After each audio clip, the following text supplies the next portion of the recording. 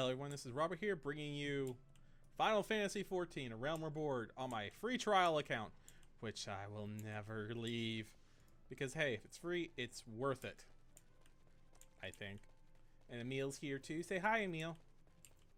What? No. No, I already told that story. It was lost in an audio far, far away. I do not want to... Emil, please. I mean, I will do anything if you don't let me open that proverbial story again. He's looking at me like I have to tell the story. Please? Not, would you do it for a, would you do it for a bribe? No? Oh. Oh. Alright, we're telling this story again that you missed on the last recording because it got tossed out because it wasn't worth it. Thank you. Thank you, Emil. I needed that. I needed positivity. I got stuck on fauna. So here we go. This is the story of the Crotch of Doom. And yes, he is excited apparently. So let's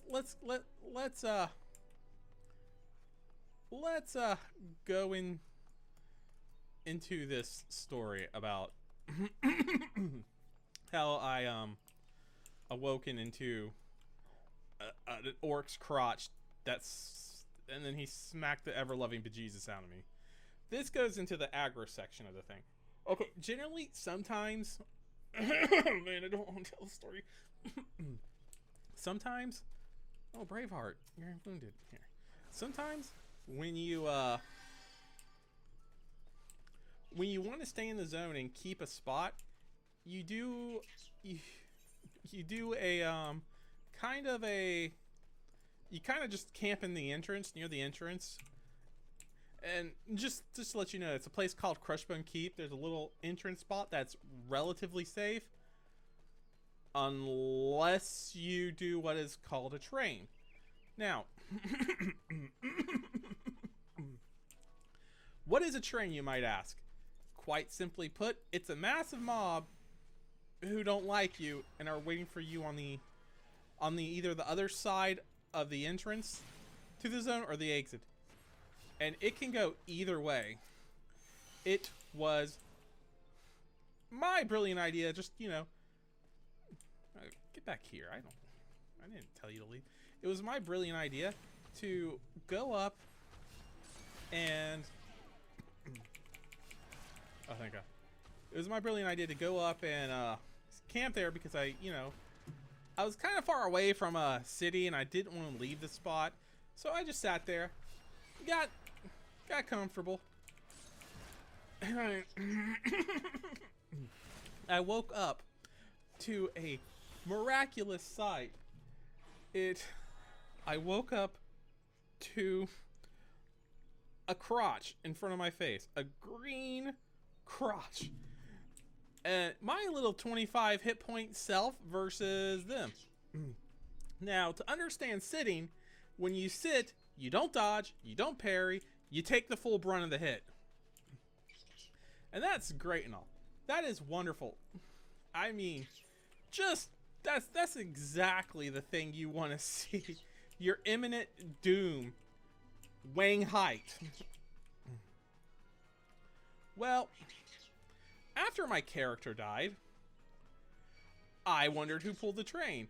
And for anyone who's wondering why there were a bunch of mobs sitting there, keep in mind the whole aggro thing is jank.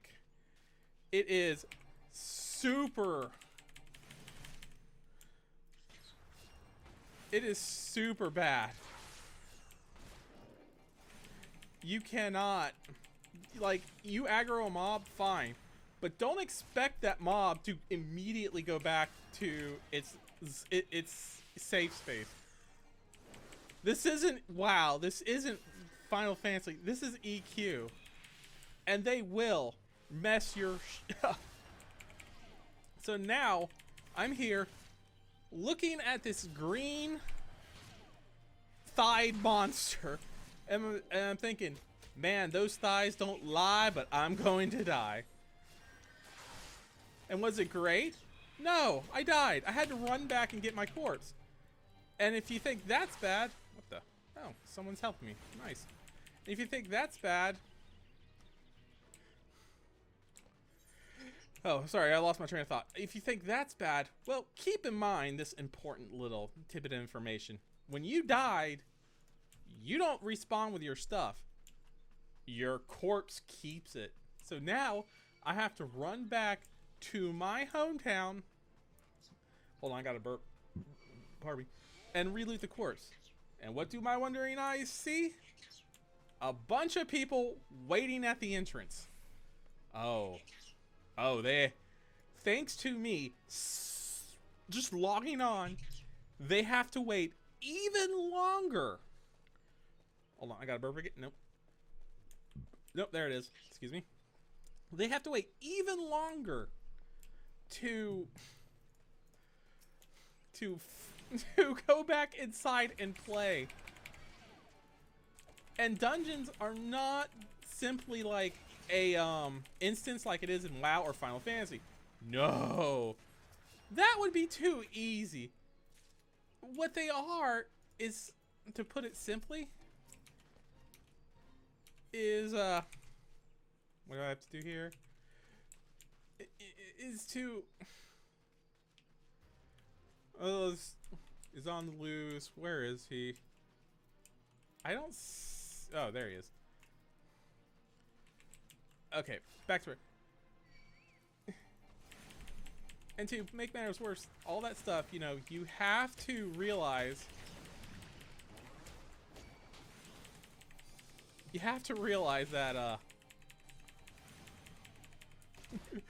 that mobs don't immediately go back to where they spawn. So here I am, forcing everyone. How? Okay, whatever. Forcing everyone.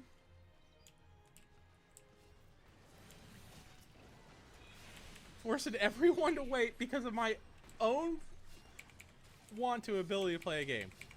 Now, since the zone was an instance, I had the greatest pleasure of waiting because, unfortunately, since there are no instances in EverQuest at that time, you had to wait for a spot to open, and people did. You would just sit there and hope you get a spot.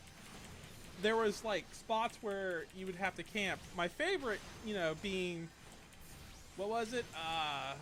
The Shining Brass Shield. Yeah, the Orc Trainer. You got that at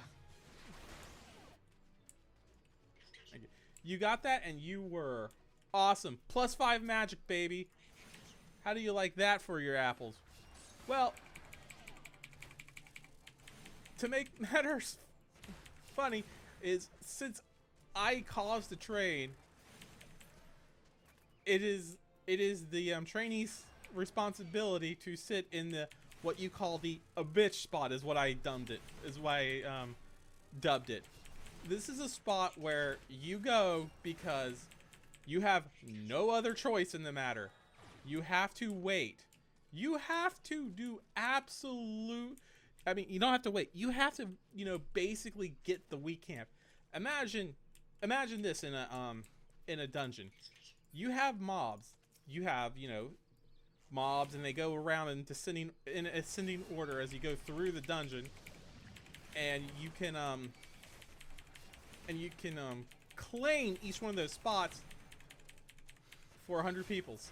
You know, for a group, and you better hope that it's either open or not there. Well, oh my god, such organization for what is essentially murder on a mass scale, but whatever. Well, I gloriously got the bitch spot. We're probably rightfully deserved too for what I just did. It made him wait an extra, probably minute or two. Wasn't very long, but and all I got for to show with it was a few gold coins and some EXP. Yay me! Yay! I did it! I joined a group. And that's not even the funny thing is because they had to nerf the loot drops in Crushbone Keep. Before, after the loot drops, most high levels ignore that place, but no. But before the loot drop, oh, you can bet your sweet behind there was people just sitting there, level 50s, waiting to get the best breastplate you could get. Not really the best breastplate you could get, but it was magical. And it had an effect that no one understood because they don't explain anything to you. It was a ruby breastplate. Now, what does the ruby breastplate do? It, I think it had an effect called Rubik Regeneration. If you don't know what Rubik Regeneration does, welcome to the club, because that's all the information you're gonna get. And this led to some hilarious things, like people claiming haste would make you run faster. Haste doesn't make you run faster. Haste makes you attack faster. So, what? What does that, what does that mean? Well, you had a bunch of wizards with $10,000 best equipped gear so they could run faster. My God. And this wasn't even like this wasn't even regulated to like weekly pieces too. No, this was like regulated to other things. Basically, if you wanted a Cloak of Flames, the best equipped slot ever in the back, you better hope your DPS group does not ninja it, because there was no amount of issues, because no one understood what haste for, because no one bothered to explain it. You had to figure that stuff out. And they had such gems as Flowing Thought 1 or Torador Strength and Might. And some of them actually had simple things like See Invisible or Enduring Breath. Little hint, Enduring Breath doesn't mean you hold your breath longer. It just means you can breathe underwater, period. So that was fun. Why, you little bastard of a monkey? I'm trying to tell a story to these people about EverQuest. Yeah, there was, there's nothing like, how do I explain loot? There was nothing going on. Oh, there's a fate? What the heck? Okay, guess I haven't finished it.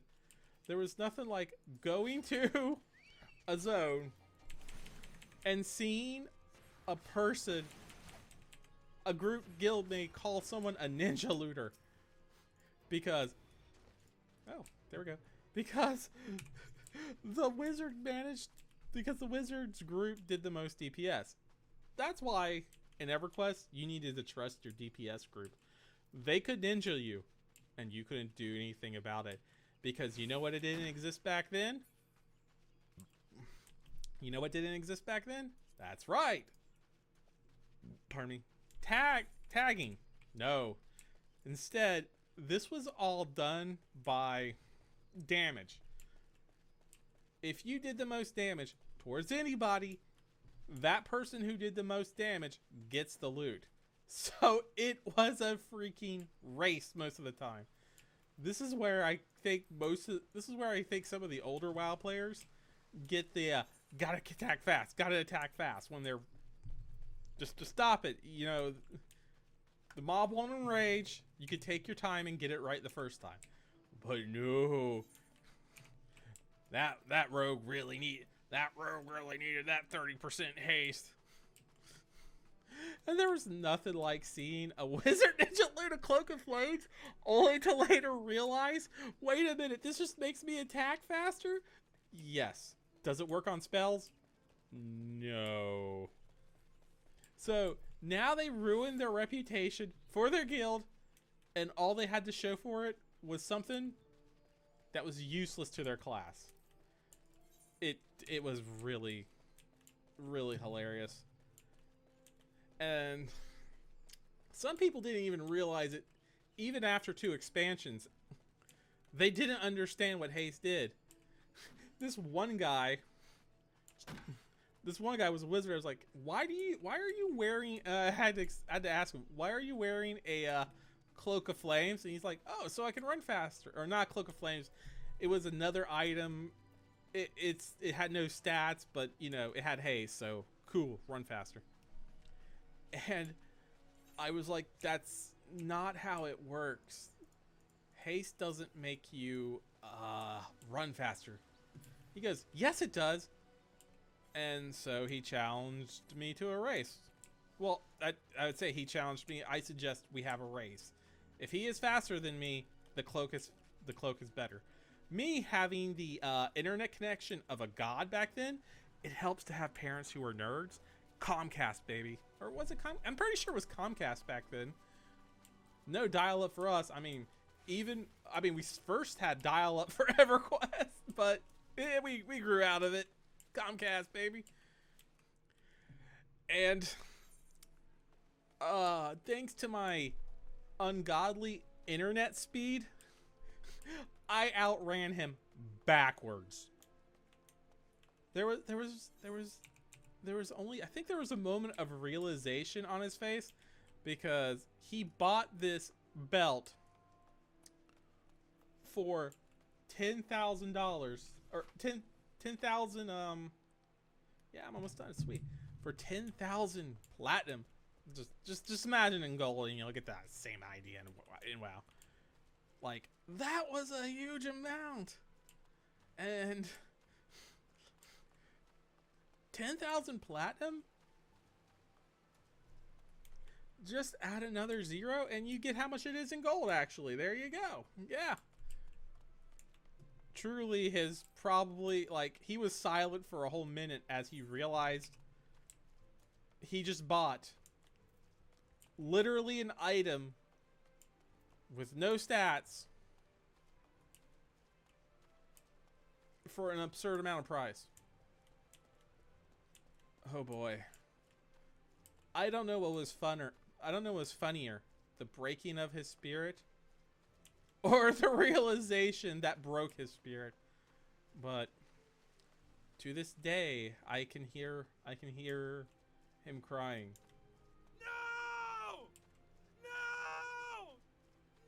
No, that's just my hope and dreams. Well, this was fun. Let's clap for all the. Hold on. There we go. Let's do that again. There we go. Let's clap for all the important lessons we learned today. 1. When you're fighting a monster or in a zone, just